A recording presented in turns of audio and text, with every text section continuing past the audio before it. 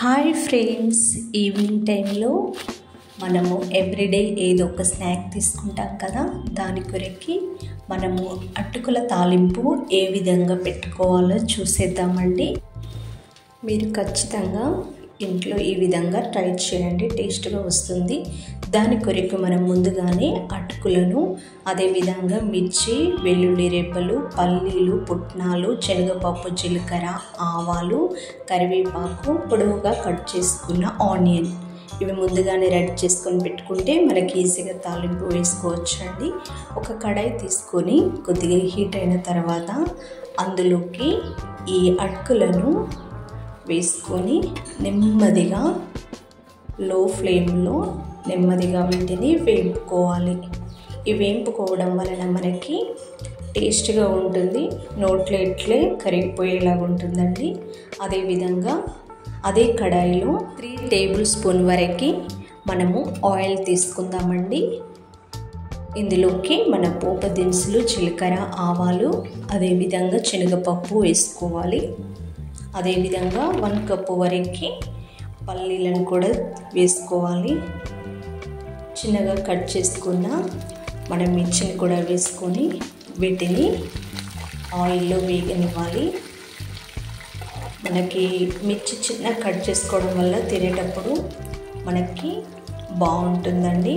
అదేవిధంగా ఇందులోకి మనము పసుపును కూడా 1 స్పూన్ వరకు యాడ్ చేస్తున్నాను. దాంతోపాటు కరివేపాకును కూడా వేసుకోవాలి.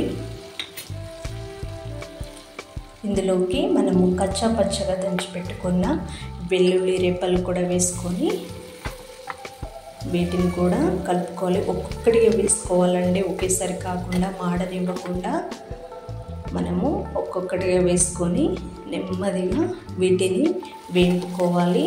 అదేవిధంగా ఆనియన్ కూడా వేసేసుకొని ఈ విధంగా కలుపుకుంటూ నెమ్మదిగా వేగించుకోవాలి. ఇందులోకి 1 కప్పు వరకు పుట్నాలు కూడా వేస్తున్నాను. వాటిని కూడా వేపుకోవాలి. ఇందులోకి మనము ఫైనల్గా టేస్ట్కి సరిపడినంత సాల్ట్ను మాత్రం వేసుకోవాలి. మనకి సాల్ట్ అనేది పర్ఫెక్ట్గా ఉండాలి. అదేవిధంగా కారం కూడా పర్ఫెక్ట్గా ఉంటేనే మనకి టేస్ట్గా అనేది అటుకులు ఉంటాయండి. వీటిని మధ్యలో కలుపుతూ ఫైనల్గా ఈ విధంగా మనము చేసుకొని ఇందులోకి అటుకులను ట్రాన్స్ఫర్ చేసుకోవాలి. ఇప్పుడు నెమ్మదిగా వీటిని కలుపుకోవాలి. పోపును ఈ విధంగా చేశారంటే మనకు అటుకులు అనేది ఈజీగా రెడీ అయిపోతుంది. Please subscribe my channel. Thank you friends.